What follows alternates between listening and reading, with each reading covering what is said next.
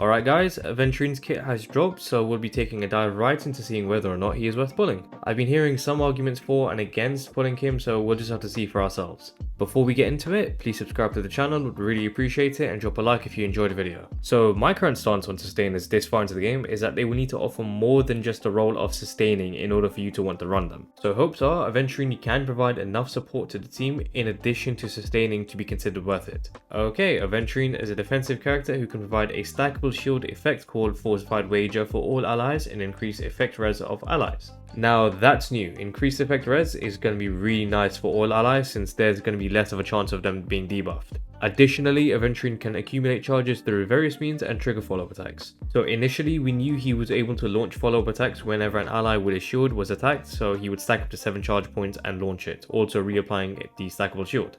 Now since it says various means to trigger follow-up attacks, looks like he'll be able to launch them more often than we thought, which is a good sign. Now let's see how good the traces are. First up is leverage. For every 100 of Aventurine's defense that exceeds a certain value, increases his own crit rate up to a maximum limit. Alright, this seems very promising for his DPS potential as you will expect him to be critting consistently with this trace. Also, this is going to make building Aventurine so easy as they are literally telling you to stack defense on him and you would prefer to since he is a preservation character. This trace does leave out quite a few values, so it's either this trait alone will provide enough crit rate to not even have to think about rolling crit rate on your relics, which I doubt they will be that generous, or most likely you'll gain a good amount of crit rate, but just a tad more would be needed. To be fair, stats like crit rate provided for free is always great. Just like with Jingli Yu, it's easy to build her since she does gain up to 50% crit rate for free. If Aventurine's follow-up attacks are consistently launched and do some decent damage, this first trace is going to be huge. Second trace being Hot Hand. When battle starts, grants all allies a Fortified Wager shield whose shield effect is equal to a certain percentage of one provided by the skill lasting for a certain number of turns. So the first trace is more DPS orientated and the second one being more sustain orientated. Providing a shield straight away is amazing for a trace, similar to Fu Xuan's technique where she will activate the Matrix of Prescience as soon as the battle starts. The shield being not as strong as the one provided from the skill isn't too much of an issue, as long as you are protected somewhat from enemies with more speed than you, that's all that matters. Also, Aventurine will be even more skill point positive from this trace as you don't need to pop a skill right away. The final trace now. After an ally with Fortified Wager launches a follow-up attack, Aventurine accumulates 1 blind bet point. This effect can trigger up to a certain amount of times. Its trigger count resets at the start of Aventurine's turn. After Aventurine launches his follow-up attack, it provides all allies with a Fortified Wager that can block a certain amount of damage and additionally grants Fortified Wager that can block a certain amount of damage to the ally with the lowest shield effect, lasting for a certain number of turns. Okay, so the charges to stack in order to launch the follow-up attack is referred to as blind bet points, and this trace explains the various means part earlier. So your allies need to be follow-up attack characters with the shield on and to deal a follow-up attack themselves to provide Aventurine with a blind bet point. The final part of the trace I quite like as Aventurine will basically provide a stronger shield to the ally with the lowest shield effect. However, this trace kinda limits Aventurine's flexibility in team comps now since you would prefer to have follow-up attack characters as allies to provide more blind bet points. We knew he would have great synergy on a follow-up attack team, but this trace pushes forward the team now to be used even more since if you want to fully utilize Aventurine's kit, you have to stick him on the follow-up attack team. You can still likely use him on other teams, but he will be of course at his best with follow-up attack allies. Alright, let's see what the technique has to provide. After using the technique, randomly obtain 1 effect from 3 types of defense boost effects. Repeated use of this technique results in retention of the effect with the highest value. Thankfully, they have implemented that, so to save you from mistakenly discarding the highest defense boost for a lower one, basically. When the battle starts, increases all allies' defense by the corresponding value lasting for a certain number of turns. Now, I've mentioned this before regarding Aventurine's technique. How good it will exactly be will depend on various things, such as the difference between the defense boosts. Is the discrepancy between them worth it to keep rolling for a higher boost? Also, the odds to roll the highest boost, since you would prefer to roll the highest boost of course. So this technique has great potential depending on if the devs want to nice us. Overall though, we know now Aventurine will immediately provide a shield to all allies through his trace and can provide a defense boost with this technique. So in terms of sustaining, Aventurine is looking to be amazing.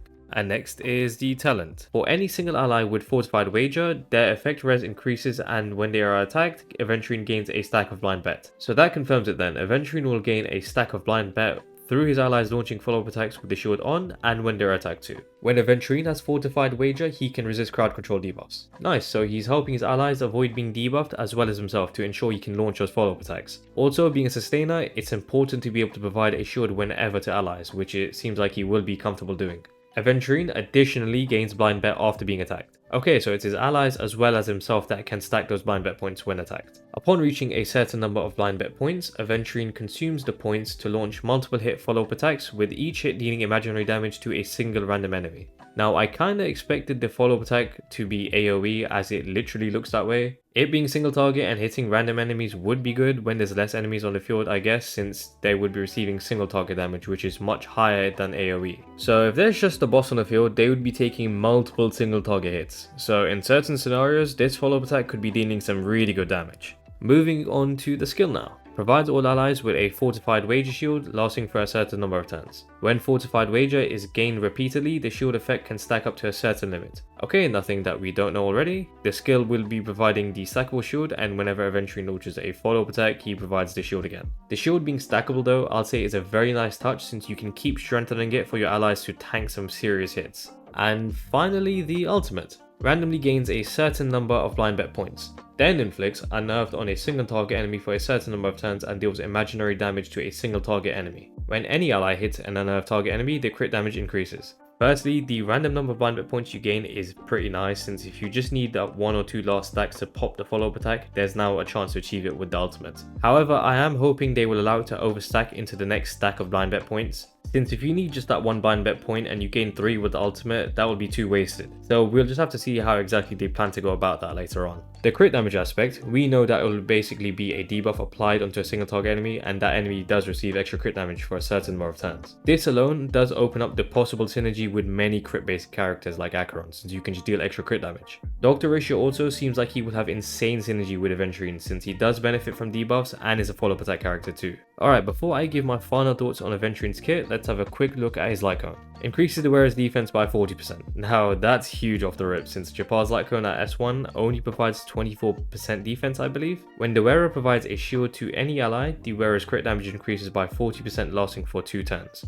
Now I'm not too sure outside the follow-up attack team, but Aventurine on the follow-up attack comp, the crit damage increase will have 100% uptime for sure, since allies with the shield that launch follow-up attacks can provide blind bet points for Aventurine to launch his follow-up attack and reapply the shield. So I think it's very likely he will be able to reapply the shield every 2 turns. When the wearer's follow-up attack hits an enemy target, there's a 100% base chance to increase the damage taken by the attack target lasting for 2 turns. So now, if you do pick up Aventurine's signature, his ultimate will inflict 2 debuffs. So Acheron benefits even more since she can ult sooner. And Dr. Ratio, as for him, more debuffs the better. As always though, I wouldn't recommend pulling for signatures since there are always alternatives you can run. Topaz light cone, for example, would still be amazing since you do gain 24% defense and the chance to be attacked is increased. Aventurine will want to be attacked for more blind bet points, and when he is attacked, Topaz light cone provides an additional 24% defense.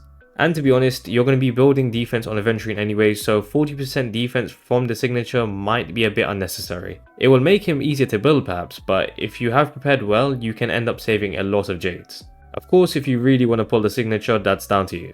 Overall, Aventurine does seem like a very good sustainer and would be a great pickup for certain players. For veterans that have built the follow-up attack team, he is a must pull. If you don't have the follow-up attack team built, I would recommend skipping him, to be honest, since you wouldn't be able to fully utilize his kit. He really wants to be ran with follow-up attack characters from what we can see to gain blind bet points as quick as possible. For new players, he is also a must pull since he would be amazing at sustaining. You enter battle with a shield, which helps you with the early game speed issues, and he will be able to keep providing stackable shields, which makes him skill point positive. Also, he does help out your DPS characters with dealing damage too. So yeah, that's just my view on him. Of course, if you badly want to pull for him, even if you can't fully utilize his kit, completely up to you. Not too long left till he drops, so for those planning to summon, best of luck. With that, if you guys did enjoy the video, please subscribe to the channel, would really appreciate it, and drop a like. Also, let me know in the comments if you are pulling for Aventurine or not. And yeah, hope to catch you guys later.